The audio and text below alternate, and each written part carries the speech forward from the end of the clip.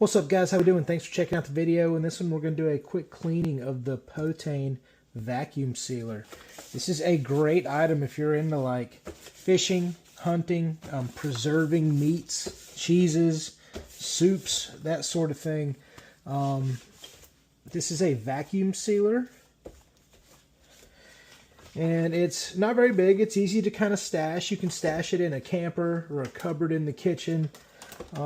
It stays pretty clean when you use it. You just have to kind of get good at using it, right? So you don't fill up the bags too much. Basically how it works is you open the lock of the handle. You have a roll holder right here and a cutting device for cutting your bags to size. This is your heating element where you heat the edge of the bags to seal the bags. Now, this chamber right here is a pressurized chamber. This is where the vacuum sealing comes in. And this is where you'll get a little bit of goop sometimes when you are vacuum sealing things like meat or fish or even, hot dogs or burger meat, that sort of thing. You can get some moisture in here. So this is the spot you want to look at when you're cleaning your device or cleaning your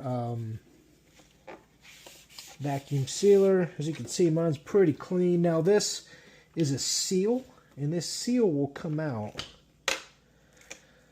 just like that. Now mine's pretty clean. I keep it clean so it doesn't really get dirty, but you definitely want to clean the seal. Take it out every now and then and clean the seat of where the seal goes on the front, or I'm sorry, on the bottom and the top here. There's another seal right here.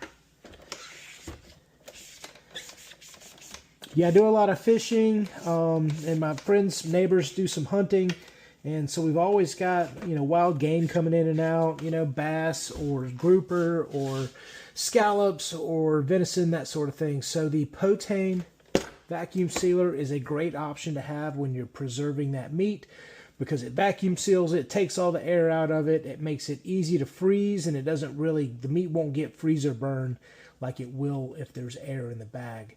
So Potane vacuum sealer, great product.